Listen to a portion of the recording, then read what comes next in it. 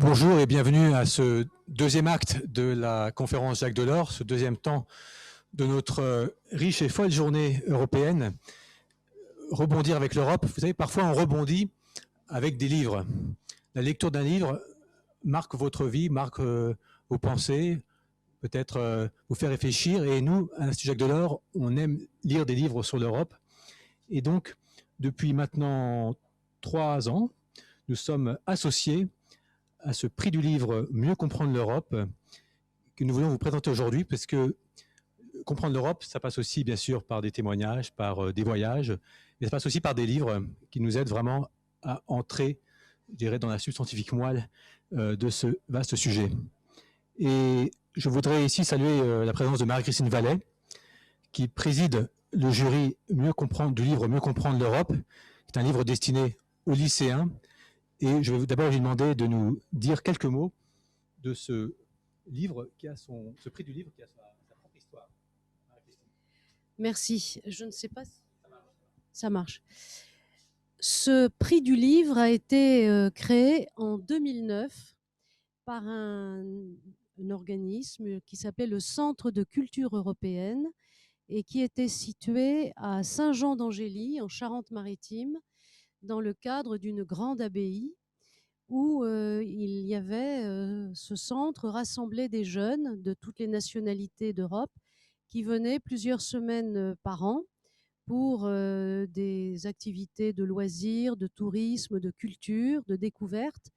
Mais le but était surtout de faire rencontrer des jeunes de tous ces pays européens et qu'ils puissent se connaître et de créer un esprit européen. Lorsque le Centre de culture européenne a eu 20 ans, ils ont décidé de créer ce prix. Donc ils l'ont lancé et c'était en 2009. Chaque année, le prix a été décerné à un lauréat ou une lauréate ayant publié un livre. Et puis en 2018, malheureusement, le Centre de culture européenne a dû fermer. Le prix s'est maintenu, mais il fallait bien l'adosser à un organisme. Et c'est ainsi qu'on a eu l'idée de se tourner vers l'Institut Jacques Delors, qui nous a ouvert ses bras et qui nous a dit on vous accueille, et on est devenus partenaires et je les en remercie parce que grâce à eux, ce prix serait beaucoup moins connu et je pense que nous l'aurions continué à le faire vivre, mais il serait sans doute beaucoup moins connu.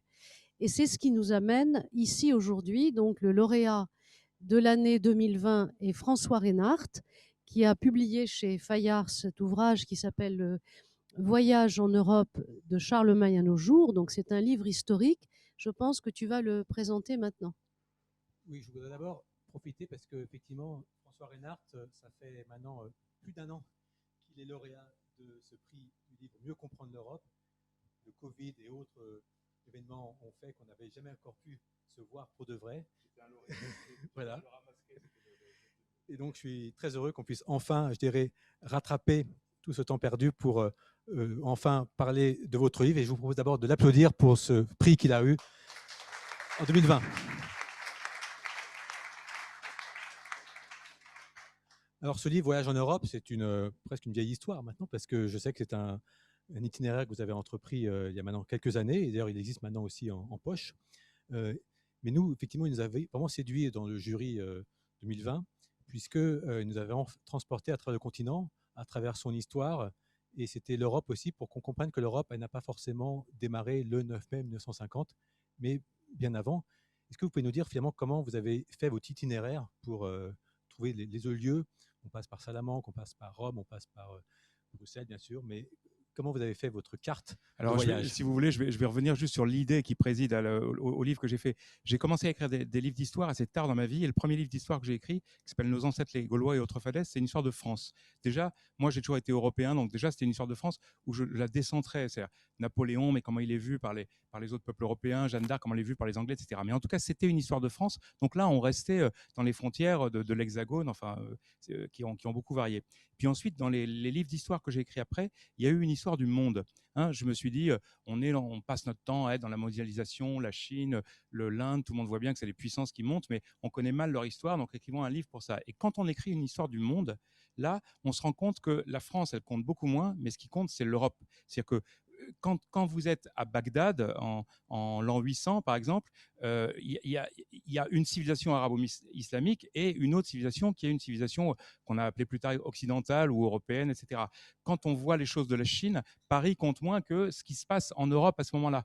Hein. Et donc, je me suis dit, il serait intéressant d'essayer d'écrire une histoire de l'Europe. Ensuite, l'autre question, c'est, puisque cette histoire de l'Europe, elle existe. Hein, la chose où j'essaie de le résumer tout le temps, c'est tous les Européens, peut-être là dans la salle qui sont entre nous, je ne sais pas si tout le monde est français, il y a peut-être des gens qui sont pas français, mais en tout cas, tous les Européens, tous les Français, pardon, ont dans la tête une structure historique qui est, même les gens qui connaissent très mal l'histoire, hein, ils savent qu'il y a l'Antiquité avec des Gaulois, des Romains, et il y a eu des Grecs.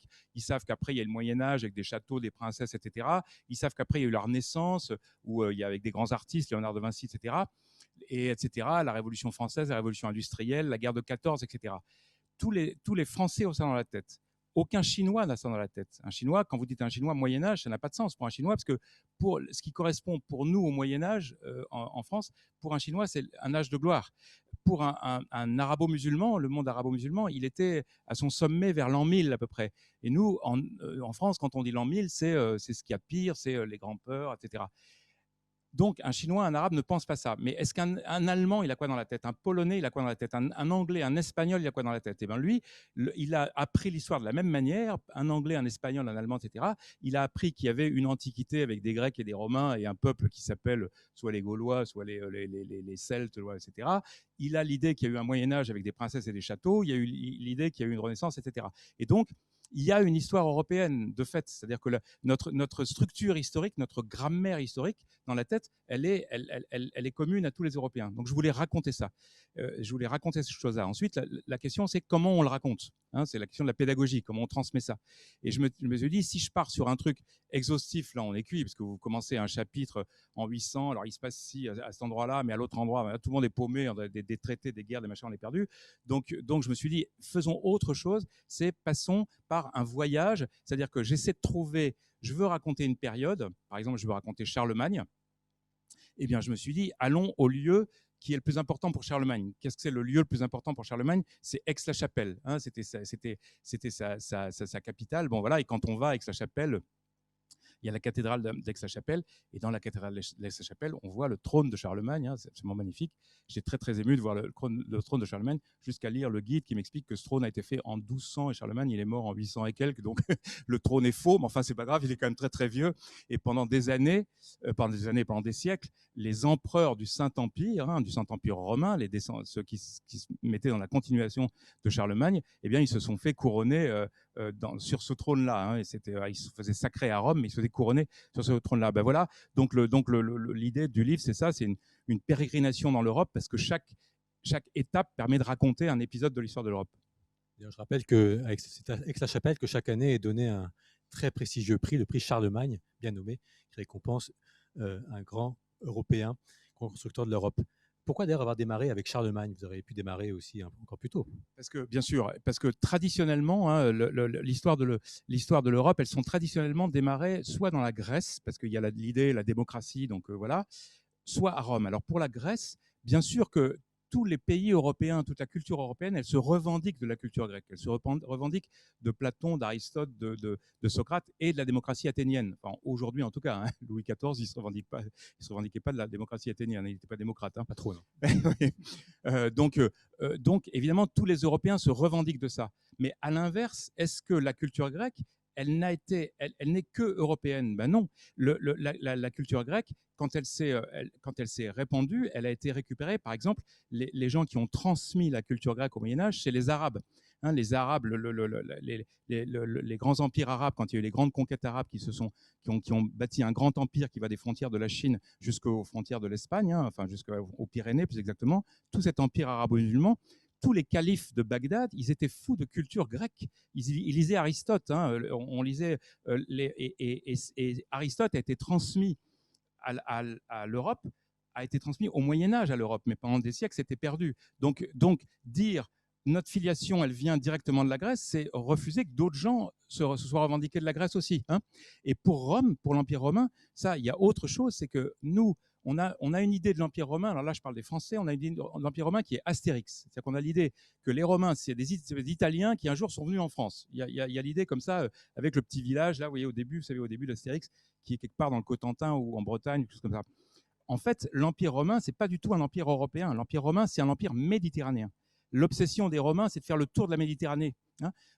Par exemple, pour un Romain, les riches provinces, c'est l'Afrique et l'Égypte. Alors, quand il dit l'Afrique, ça veut dire la Tunisie aujourd'hui. Hein. Si Rome, pendant des siècles, a fait la guerre à Carthage, c'est parce que les deux étaient les deux puissances rivales qui voulaient contrôler la Méditerranée.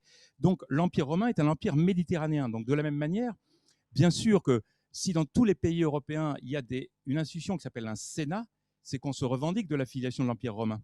Mais il ne faut pas oublier que l'Empire romain, il était tout aussi important pour l'histoire de l'Égypte, pour l'histoire du Maghreb. Hein. Il y a des sites romains magnifiques en Tunisie, en Algérie, au Maroc, qui appartiennent à l'Empire romain, qui était un empire méditerranéen. Et donc, Charlemagne, c'est le premier qui essaie d'unifier un petit endroit du monde qui ressemble à peu près à l'Europe. L'empire de Charlemagne, c'est un franc, et lui, il va faire des conquêtes, et ces conquêtes, elles vont aller du nord de l'Espagne actuelle, de la Catalogne, disons, jusqu'aux frontières est de l'Allemagne d'aujourd'hui à peu près. Et donc ça, c'est en prenant toute l'Italie et tout ça. Ça, c'est l'empire de Charlemagne, et Charlemagne, qui est un roi franc, qui est un barbare germanique, enfin un barbare. En France, on le présente comme un Français. Alors évidemment, oui, on le présente comme un Français, en sachant que sa capitale, c'était Aix-la-Chapelle, qui n'est pas en France. Enfin, c'était en France sous Napoléon, mais c'est plus en France depuis. Et les autres villes, ça, c'est une manière de nationaliser l'histoire qui est toujours fascinante. Hein. Ça, c'est le 19e siècle il y avait ça tout le temps. Si vous allez au château de Versailles, il y a une galerie qui s'appelle la Galerie des Batailles. C'est les grandes batailles de l'histoire de France. Hein, c'est représenté par des espèces de grandes toiles pompiers qui sont un peu kitsch, mais enfin, c'est la galerie des batailles. Et bien, dedans, il y a une toile, j'adore, qui s'appelle Charlemagne recevant la défaite de je ne sais plus quel chef, je ne sais plus comment il s'appelle, à Paderborn. Donc, il y a Charlemagne, qui est un roi allemand, qui reçoit la défaite d'un païen qui était, d'un saxon à Paderborn, qui est au milieu de l'Allemagne. Et ça, c'est une bataille d'histoire de France. Non, c'est le 19e siècle qui a créé ça. Hein. C'est complètement faux. Charlemagne, c'est évidemment un Européen. Et Charlemagne, l'autre chose importante, c'est que ce barbare germanique, ce roi franc, il fait alliance avec le pape qui est à Rome, et c'est de cette alliance que va naître cet empire, qui se prétend dans la continuation de l'empire romain, mais qui est un empire romain sans l'autre côté de la Méditerranée. Vous voyez, c'est un empire romain. À mon avis, c'est là où commence l'Europe en fait. D'ailleurs, le terme européen est apparu aussi à peu près à cette époque. Ouais. Vous avez effectivement c'est aussi un choix assez personnel dans vos capitales. On parle de Salamanque, on parle d'Aix-la-Chapelle. Vous avez mentionné Louis XIV, Versailles. Moi, j'ai senti en lisant votre livre que vous aviez peut-être une petite dent contre Louis XIV, ou je me trompe. Alors, disons que là, effectivement, j'avance au cours effectivement, Salamanque, ça c'est pour expliquer les grandes universités du Moyen-Âge. Hein, ça, c'est quelque chose de très européen. C'est comment les universités. Là, aujourd'hui, on parle d'Erasmus, d'Erasme. Hein, donc, lui, il appartient à la Renaissance. Mais déjà, au Moyen-Âge, les universités médiévales, c'est quelque chose de très profondément européen. Je fais une petite parenthèse, avec cette chose, il y avait des universités un petit peu partout en Europe, et les étudiants, qu'on appelait à l'époque des écolâtres, hein, ils avaient la chance de pouvoir circuler de l'un à l'autre. Quand on avait la licence, licentia docendi, ça veut dire que tu as l'autorisation d'enseigner. Quand tu as ta licence, tu peux aller enseigner où tu veux. Donc tu peux partir de Bologne, et tu vas à l'université en Allemagne, et puis ensuite tu pars à Oxford, et puis là tu vas à Salamanque, etc. Ça tournait. Et pourquoi ça tournait très facilement à ce moment-là? Parce qu'il y avait quelque chose dans cette Europe-là qui nous manque aujourd'hui, qui est une langue commune, qui est le latin. Hein, ça, c'est très important. Moi, j'aimerais bien qu'on retrouve en Europe une langue commune. Les choses seraient plus faciles si on avait une langue qui nous était commune. Pourquoi pas le latin, d'ailleurs, mais il faudrait le simplifier, mais pourquoi pas. Hein, bon. Et en tout cas, donc à chaque... le latin ou l'espéranto, ou ce que vous voulez, mais c'est une parenthèse. J'adore la langue anglaise, j'ai étudié l'anglais, j'adore la littérature anglaise, mais ça m'énerve que l'Europe parle anglais. C'est exaspérant. Ils ont voulu partir. Pourquoi? Bon, bref. Fin de la parenthèse. Mais en tout cas, donc j'ai fait ce parcours, j'ai fait ce long parcours, et effectivement, pour arriver au grand siècle, ce qu'on appelle le grand siècle, le XVIIe siècle, il est toujours dominé dans la mentalité française, il est toujours dominé par Louis XIV, parce que Louis XIV, c'est l'incarnation de la monarchie absolue, et puis par ailleurs, c'était un conquérant extraordinaire, c'est lui qui a étendu les frontières du royaume. Hein. Moi, je viens du Nord, je suis né à Dunkerque. Si je suis français, c'est grâce ou à cause de Louis XIV. Hein. C'est lui qui a toutes les batailles, toutes ces frontières-là, elles ont été faites à l'époque de Louis XIV. Donc, c'est ce grand conquérant qui est toujours considéré comme l'homme qui domine le XVIIe siècle. Mais là, je mettais en balance, quand je faisais le livre, je mettais en balance avec, je suis allé me promener aussi à Amsterdam, à Leiden, c'est-à-dire dans ce qu'on appelle aujourd'hui, enfin les Pays-Bas, hein, comme on les appelle aujourd'hui, ou la Hollande, comme on disait jadis. Et là, c'est un autre modèle complètement. C'est-à-dire que la France de Louis XIV, c'est la monarchie absolue avec un homme qui dirige tout, qui cherche qu'une chose, c'est écraser tout le monde. Et là-bas, il y a quelque chose qui est, alors c'est des calvinistes un peu austères, hein, mais c'est une terre de tolérance. Ils essaient de respecter tout le monde. Il y a des tas de gens qui viennent s'installer autour d'eux. Et puis, ce sont des commerçants qui essaient de commercer. Et de ce tout petit pays, ils arrivent sur les mers à se faire un petit empire autour des mers. Donc, je trouve que c'était un contre-exemple. Donc, ce qui m'intéressait, c'est de faire le contre-exemple, hein, entre une monarchie absolue centralisée, qui est une chose, et l'autre chose, une autre forme de gouvernement à l'époque, qui est la petite république, la petite république des Pays-Bas. Un autre trait appréciable de votre livre, c'est que là, on a cité Aix-la-Chapelle, Salamanque, Rome, Versailles, mais à travers votre voyage, vous prenez soin de ne pas rester qu'à l'ouest. Et votre livre aussi nous emmène vraiment aussi dans toute l'Europe, y compris celle qu'on résume sous le nom d'Europe de l'Est. Comment vous avez fait pour bien intégrer les deux dimensions? Ben là aussi, parce qu'effectivement, là pour le coup, non seulement les Français, on a toujours une vision hexagonale de l'histoire. Il y a toujours l'idée que la France est une espèce de, elle est née je sais pas quoi, dans les millénaires perdus, et puis qu'elle existe depuis toujours. Non, la France, enfin la nation française, elle existe depuis 1789. Hein, c'est la Révolution française qui a créé. Alors avant, il y avait un État français qui était fait par les rois, mais en tout cas, la nation française, c'est 1789. Ça, c'est une chose. Donc tous les Français ont cette chose-là dans la tête. Et puis par ailleurs, tous les gens, en tout cas de ma génération, on a une autre barrière dans la tête qui était la barrière Est-Ouest. Hein, il y avait l'idée que l'Est, c'était un autre monde, c'était un monde qui n'avait absolument rien à voir. C'est un petit détail personnel, mais je me souviens de quelque chose. En 89, avant la chute du mur, hein, c'était peut-être au printemps 89, il y avait, je ne sais plus qui avait fait un bouquin, et dans lequel il y avait ce truc que je lis dans le bouquin, qui était, le type disait, il y a moins de distance entre Prague et Paris qu'entre Dunkerque et Nice. C'est-à-dire que et je me souviens avoir lu ce truc-là en me disant, je ne le crois pas. Il n'y avait pas Google à l'époque, j'ai pris un dictionnaire pour vérifier, mais ce n'est pas possible, il se trompe, avec une carte, etc. Je travaillais à Libé à ce moment-là, je suis arrivé à Libé, j'ai dit à tout le monde, vous croyez, mais le mec dit n'importe quoi, c'est pas possible, etc. Et c'était pas possible, on ne pouvait pas le croire. Alors qu'entre Dunkerque et Nice, il y a 1200 km, entre Prague et Paris, il doit y avoir 900 km. Donc 300 de moins. Donc, parce que dans nos têtes, c'était une autre Europe qui n'avait rien à voir, qui était différente et tout ça. Donc elle est évidemment européenne, je tenais à l'intégrer. Et par exemple, une manière très, très, très éclairante, me semble-t-il, de l'intégrer, c'est là, on est au XVIe siècle, et il y a un chapitre que je fais au XVIe siècle qui commence à Formbock. Je pense que personne dans la salle ne sait où est Formbock. C'est un petit village qui est quelque part dans ce qui est aujourd'hui le nord de la Pologne. C'est le nord de la Pologne, pas loin de la frontière lituanienne. Eh bien, dans cette petite ville-là, c'est là où il y a un clerc, hein, un homme tonsuré, qui travaillait, qui était intéressé par les étoiles et qui regardait les étoiles et qui, dans sa tour de l'église où il travaillait, a changé l'histoire du monde. Il s'appelle Copernic. Hein, là, voilà, c'est Nicolas Copernic, c'est lui le premier qui a fait un livre pour dire non, c'est pas le soleil qui tourne autour de la Terre, c'est la Terre qui tourne autour de ce soleil. C'est quelque chose de fondamental. Et là, Copernic, c'est lui qui a lancé ce qu'on appelle la révolution scientifique, qui est là aussi une chose complètement européenne. Hein, pourquoi? Parce que la révolution scientifique, c'est l'idée de dire désormais on va essayer de comprendre le monde par le raisonnement et on ne va plus le comprendre par le dogme, on ne va plus le comprendre par ce que nous apprend l'Église ou la Bible, etc. On va essayer de raisonner par nous-mêmes. C'est Copernic qui a induit cette chose-là. Et ensuite, Copernic, il a été relayé par Kepler, qui est un Allemand, par Galilée, qui est un Italien, par Descartes, qui est un Français, par Newton, qui est un Anglais, etc. Donc la révolution scientifique, c'est typiquement un mouvement européen. Et ce mouvement européen, il est né, il est parti d'un petit endroit qui est aujourd'hui un petit bout de Pologne. Merci de nous avoir appris à mettre ce nouveau lieu sur la carte.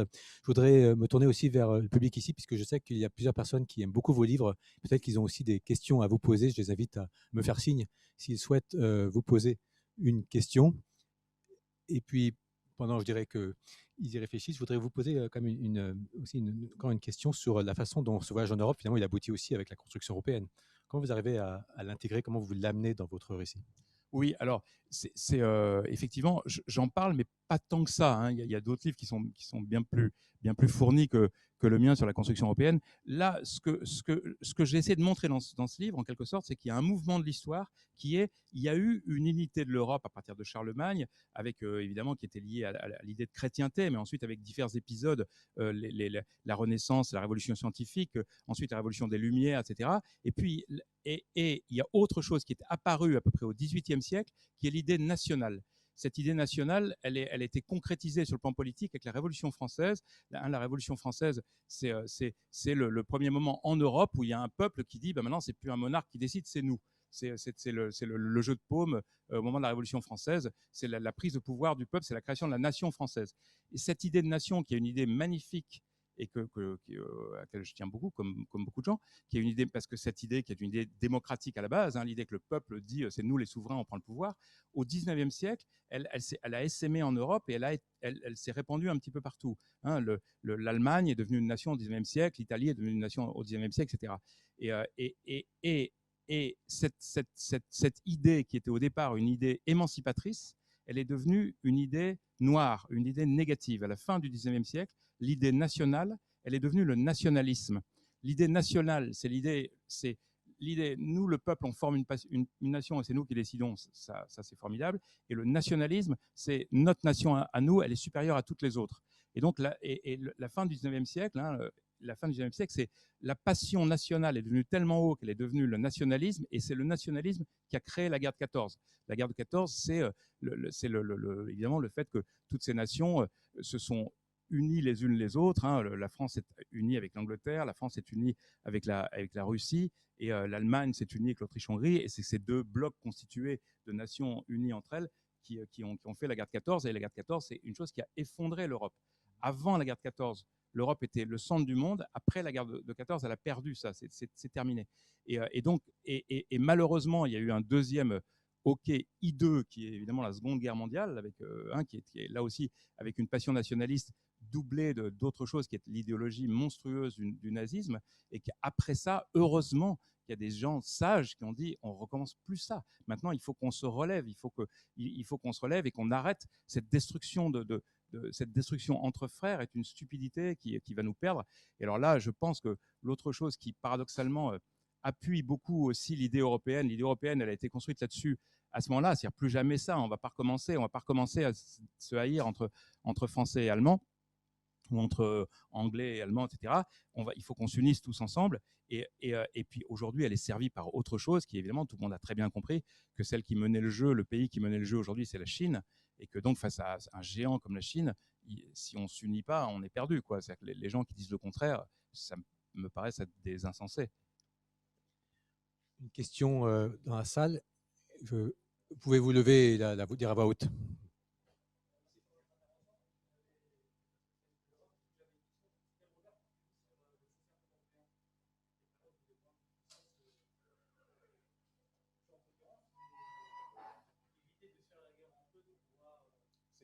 Le concert européen de oui, tout à fait. 1815. Oui, alors je pense que, enfin, en tout cas pour moi, le concert européen auquel vous faites allusion, c'est le 19e siècle. Hein. C'était au 19e siècle.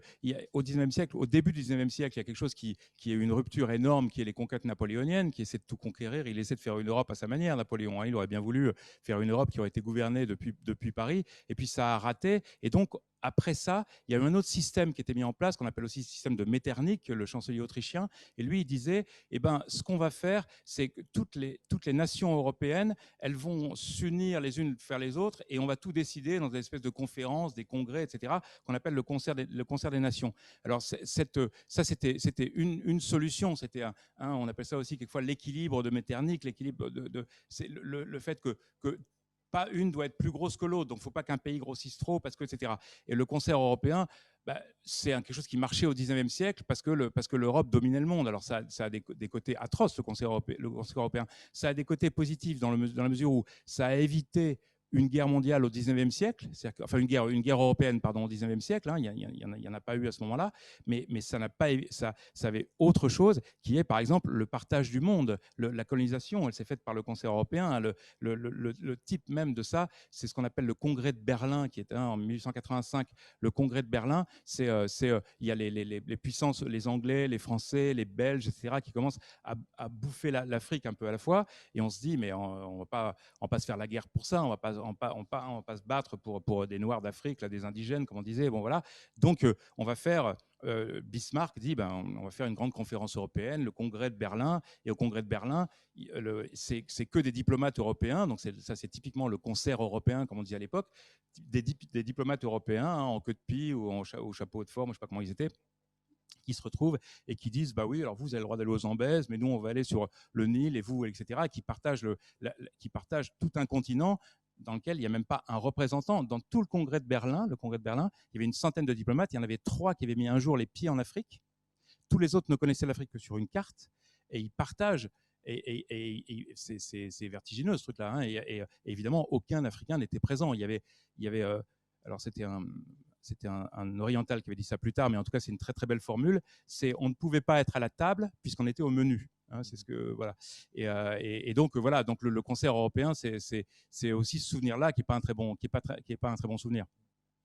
En tout cas, dans ce voyage en Europe, vous nous amenez à travers les siècles, à travers des villes, des lieux passionnants. Je vous invite vraiment, si ce n'est pas encore fait, à prendre connaissance de ce livre qui existe encore une fois en poche, qui est d'ailleurs en vente aussi juste à côté. Et je crois que vous pourrez rester aussi pour quelques dédicaces. Avec plaisir. Passionnant de vous entendre, François Reinert. On est très heureux d'avoir enfin pu trouver ce temps pour échanger avec vous. Et j'espère, comme c'est la tradition avec le prix du livre Mieux comprendre l'Europe, qu'on pourra faire aussi de telles séances avec des lycées comme on a le fait traditionnellement. Je serai au rendez-vous avec plaisir. Merci à vous. Et des grands applaudissements à François Reinert. Merci.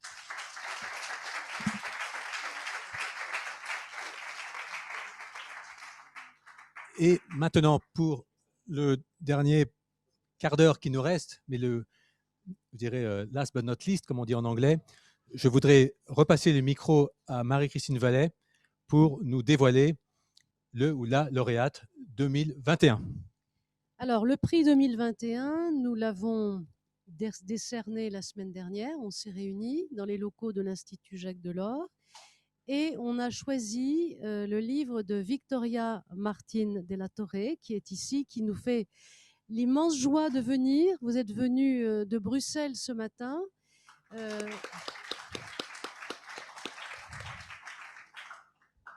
Et votre livre s'appelle « L'Europe, un saut dans l'inconnu ». Voilà. Il porte sur la période 1948-1957 et il s'attarde sur les fondateurs de l'Union européenne. Et nous avons le portrait de 5 grands fondateurs et vous resituez parfaitement le contexte de l'époque. On part du congrès de La Haye en 1948. Vous avez travaillé dessus parce qu'on voit que ça foisonne, il y a des idées partout. Ensuite, on voit le cheminement de ces idées. On voit les rencontres entre ces fondateurs. On voit même un dialogue entre Robert Schuman, le fameux Robert Schuman de la déclaration du 9 mai 1950, et le chancelier allemand Konrad Adenauer. Et il y a aussi un grand portrait assez fouillé de Jean Monnet. C'est un ouvrage vraiment très intéressant, très vivant. Et je pense qu'il doit bien se lire pour les jeunes, puisque le prix du livre Mieux comprendre l'Europe, et ce livre est choisi en fonction de la compréhension pour les lycéens, qu'ils soient en première ou en terminale, pour pouvoir être lu et expliqué en classe. Et là, je pense que vous avez fait un prolongement formidable de l'histoire en rentrant dans toutes les arcanes et dans tout le contexte. Donc, on est très heureux, au nom du jury, de vous avoir décerné ce prix pour 2021. Et voilà le livre. Merci beaucoup. Merci. En fait, c'est moi qui est très heureuse et très honorée de recevoir ce prix d'une institution aussi prestigieuse que l'Institut Jacques Delors. Donc, merci beaucoup et merci au jury. Mais on vous applaudit.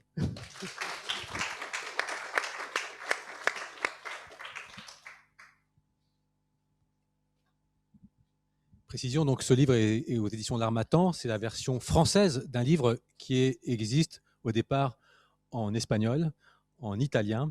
Et donc, je vous laisse peut-être nous dire un peu la genèse de ce livre nous sommes heureux de pouvoir maintenant enfin lire en français. Merci. Oui, et en fait, je suis très contente qu'il est sorti en français parce que 3 des 5 protagonistes, en fait, étaient francophones, 2 français et 1 belge. Et donc, oui, Paul-Henri Spaak et Jean Monnet, et comme on a dit aussi Robert Schumann. Et après, il y a l'italien Alcide De Gasperi et l'allemand Konrad Adenauer. Et je dirais que j'ai commencé à faire la recherche pour ces livres sans avoir le but d'écrire un livre, mais c'était surtout pour moi. Parce que je travaillais comme journaliste en Espagne, j'écrivais toujours sur l'Europe et j'étais très, très enthousiaste. Mais en 2008, que j'ai perdu mon travail en Espagne à cause de la crise, et je suis arrivée à Bruxelles, je commençais à travailler aux institutions européennes. Et je dois dire que j'étais un peu déçue parce que j'avais l'impression de travailler dans un endroit très froid et il y a une grande bureaucratie. Et donc, je me disais, bon, mais moi, qu'est-ce que je fais ici, non? Parce que je veux vraiment travailler pour l'Europe, mais ici, je suis un peu perdue. Et je commençais par lire la biographie de Jean Monnet. Je continuais par Robert Schumann. Et j'ai découvert des personnages incroyables. Et je pensais, mais c'est vraiment dommage que la plupart des gens qui travaillent, même ici à Bruxelles, aux institutions, ne connaissent pas qui sont ces personnes qui ont créé les institutions où on travaille. Et je dirais plus, parce que quand j'ai commencé à lire le livre, ce que j'ai découvert aussi, c'est l'histoire d'une amitié. Et je pensais, bon, même Konrad Adenauer, qui est un personnage bien sûr très très connu en Allemagne, mais la plupart des Allemands ne connaissent pas ce qu'il a fait pour l'Europe. Et donc je me suis dit, bon, je ne veux pas raconter l'histoire de chacun, je veux raconter l'histoire d'une amitié. Et comme ça, je pense que ça touche un peu le cœur. Quand on connaît l'histoire personnelle, ça devient toute une autre chose. Je pense que c'est ce qui manque un peu dans le milieu européen. Au moins, j'ai écrit le livre, je pense que j'ai écrit le livre que j'aurais aimé lire avant de faire mes études européennes. Et comment vous avez fait vos recherches pour retrouver ces liens d'amitié entre les pères fondateurs? Alors, tout d'abord, j'ai commencé, comme je dis, pour lire leur biographie et leur mémoire. Et donc, je trouvais qu'il y avait des points en commun entre quelques-uns et qu'ils savaient aussi échanger des lettres. Et donc, j'ai commencé pour ça. Et quand je racontais aux amis qui travaillaient aussi aux institutions, ils m'ont dit, tu sais qu'il y a une association d'anciens fonctionnaires et il y a encore des gens qui ont connu le père de l'Europe. Et donc, je me suis dit qu'il fallait parler avec ces personnes parce qu'il y avait des aspects intéressants pour moi que je ne trouvais pas dans les biographies, dans leurs mémoires. Donc, j'ai commencé, la première personne que j'ai interviewée pour le livre, c'était Jean-René Rabier, qui était le chef de cabinet de Jean Monnet, même avant la déclaration Schuman, quand il était responsable du plan de modernisation de l'économie française. Et il avait déjà 90 ans. Il m'a raconté plein de choses, des anecdotes. Et à travers lui, j'ai vu qu'il y avait, je dirais, un réseau des personnes très âgées qui avaient connu les différents pères de l'Europe. Et donc, j'ai fait un peu l'effort d'aller le rencontrer pour écouter un peu plutôt les anecdotes, pour connaître la personne derrière les personnages politiques. Alors, je crois que cette recherche parmi les histoires des pères fondateurs, ça vous a en fait inspiré pour déjà, je crois, un prochain livre, une autre recherche. Est-ce que vous pouvez déjà nous en dire quelques mots? Ah oui, parce que bon, la plupart des protagonistes sont des hommes. Parce qu'à cette époque, c'était très difficile pour les femmes d'agir, je dirais, au moins de façon institutionnelle ou dans des positions de pouvoir. Mais quand je faisais la recherche sur le père de l'Europe, j'ai trouvé quelques femmes qui ont fait, je pense, un travail très important, mais dans l'ombre, qui était aussi important pour aboutir à l'Europe qu'on connaît aujourd'hui. Donc, j'ai pris un peu des notes et maintenant que le livre sur les pères est sorti, je suis en train d'écrire un livre sur les femmes qui ont bâti l'Europe. On vous souhaite beaucoup de succès pour cette entreprise et vous invite d'ailleurs peut-être ça pourra vous inspirer, à visiter notre exposition virtuelle Et je salue Julia Manarange qui est ici, qui l'a faite, qui s'appelle Elles font l'Europe. Et c'est des portraits. Alors, ce n'est pas tout un livre, c'est une exposition avec des photos et des petits textes pour mieux comprendre déjà aussi ces personnes sont très méconnues qui ont aussi contribué à cette construction européenne. Bravo, très bonne chance pour la suite. Et puis, on sera très heureux aussi de reprendre avec vous ce chemin pour aller dans les lycés et autres et pour partager bien sûr. ce livre chez l'Harmattan, préfacé par Alain Lamassoure. Alain Lamassoure, oui. Merci. Et le livre aussi donc, est accessible aussi juste derrière cette porte, si vous voulez en prendre connaissance et discuter avec l'auteur que je vous demande d'à nouveau d'applaudir. Merci beaucoup. Merci.